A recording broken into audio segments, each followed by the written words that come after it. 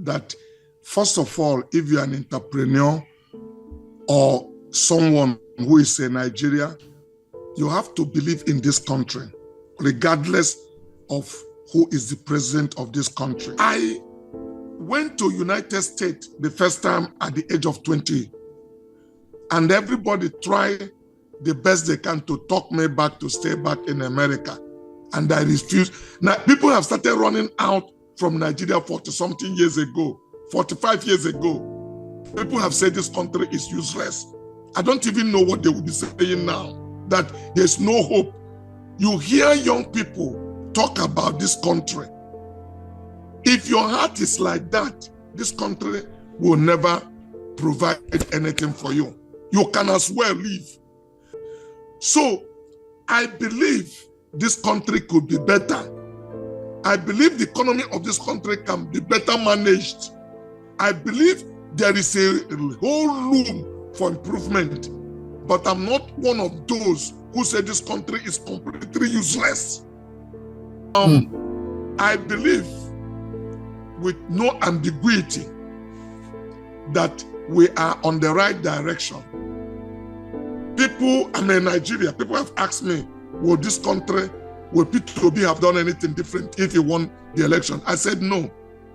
He would have removed subsidy. From day one also, Naira need to find his value. But you know, it's hard for me to say this because you're a rich man. What are you talking? But what I'm saying is that the government should be more disciplined to use the money they have removed in subsidy to put it in infrastructure, so that people that you have taken from them, those who are flying private jet from subsidy money, their business is spoiled. But if you collect that money from them and squander it yourself and put it in a venture that is favorite in itself, you are from the same tomb to another tomb. You are still in the same graveyard. You haven't go anywhere. But you can harness this money now and put them in infrastructure where Nigerian citizens will get the benefit of it. The borrowing of a country is not a problem. What is a problem is, are you borrowing for capital development? Are you borrowing for infrastructural development? Because it will pay back for itself. But if you are borrowing to take a second wife, if you are borrowing to share money for poverty alleviation, you are deepening the hole that after we got inside, nobody can bring us out. So there is some level of discipline that is required to curtail excesses from the government. Are we in the right direction? Yes. Will Naira improve more? Yes. Don't be surprised that after 1 year, before next election, Naira will return back to 1,000 or 990. And we will cry for this administration and say they have done fantastic. So the economy is growing now, gradually.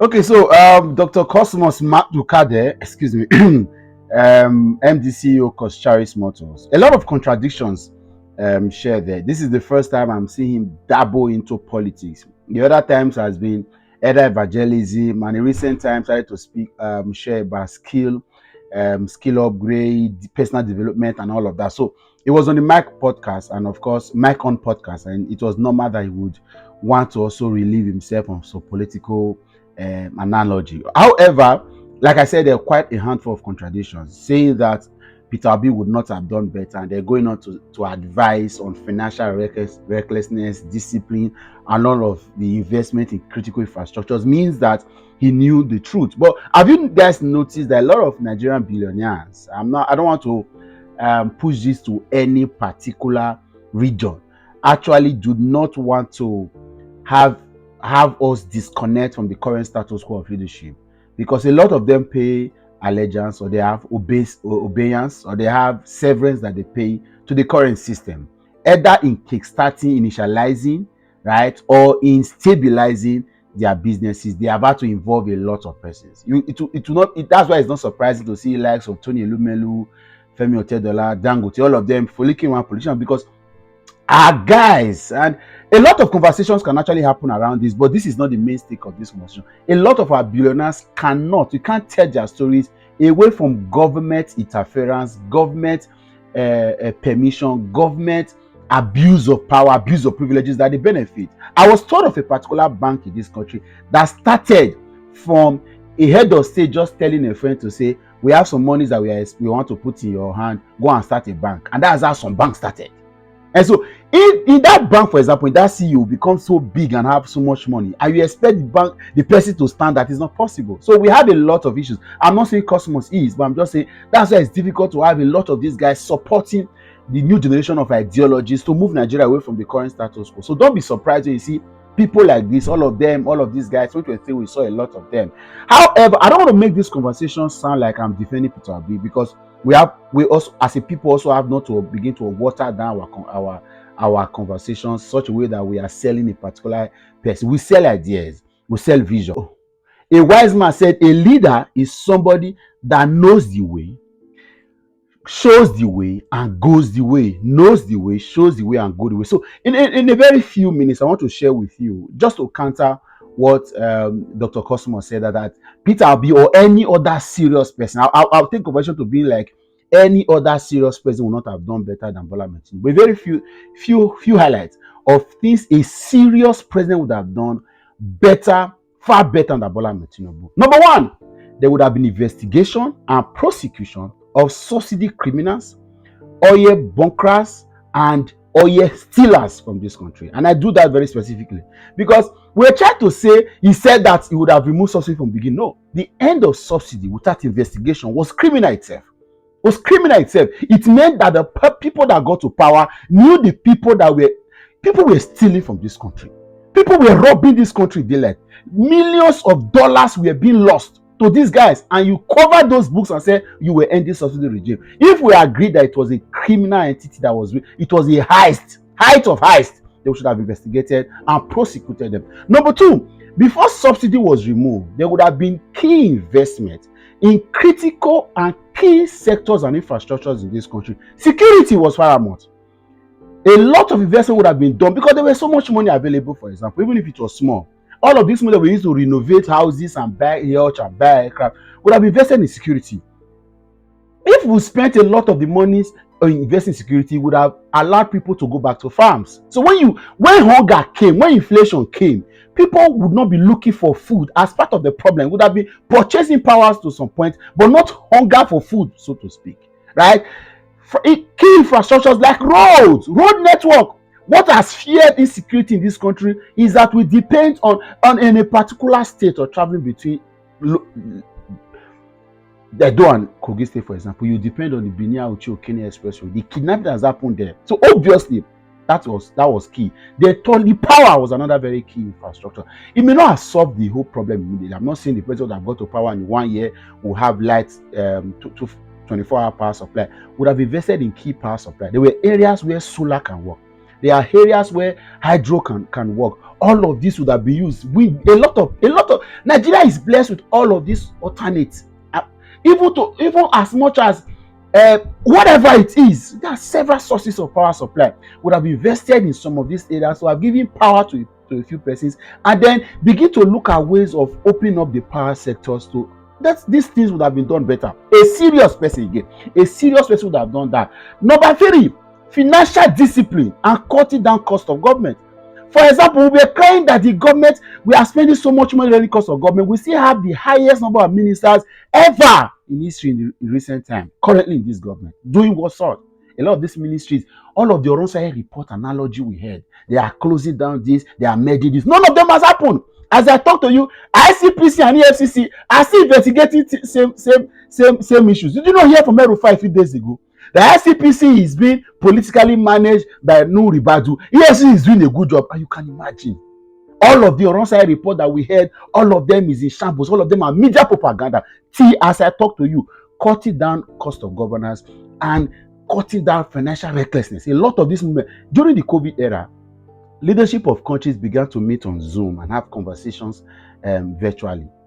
If a country wants to get serious, All of that should be resumed. As I talk to you, just the same way we had serious issues getting Bola Tinubu into power. I don't know how he got there. That's how Argentina also had a new president. But guess what?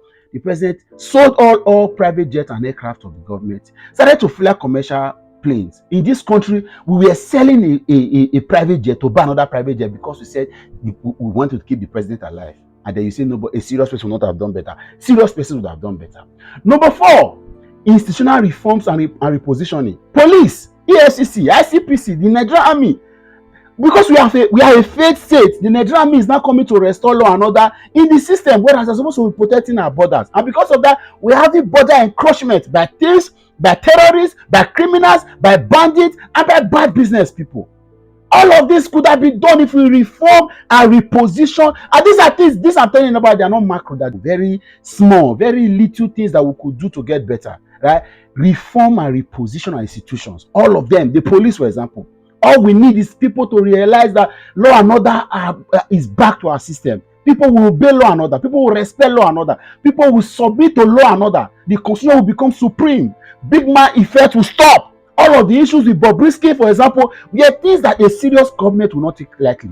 They will take it serious and ensure that rubbish like that do not happen. Everybody will become equal before the law. The judiciary will not be messing up things, will not be having all of these are waiting trials, 14 years, 15 years, 20 years. People that stole steepers. People.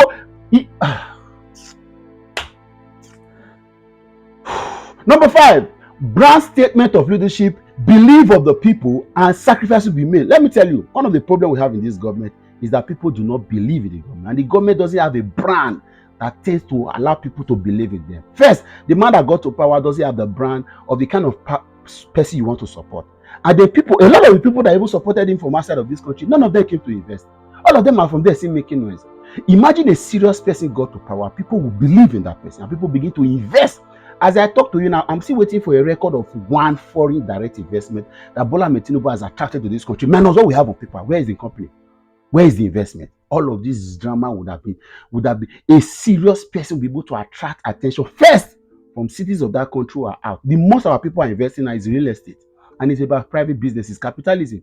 A lot of socialist ideology would have worked. People would have begun to invest in health, in education. A lot of this is sometimes somebody will say government work is not supposed to provide job. It's to provide an enabling environment where jobs, ideas, visions, creation of opportunity or creation of job opportunity can thrive. Right? Then finally, team.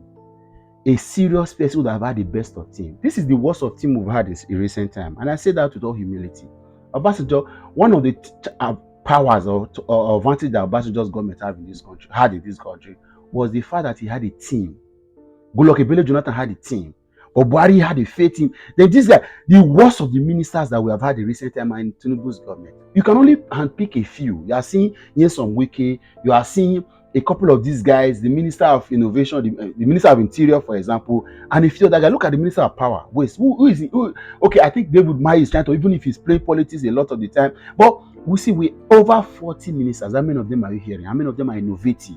A team would have been assembled. A serious president would have assembled a team that would have effectively dealt with our challenges and created the future that we want to see.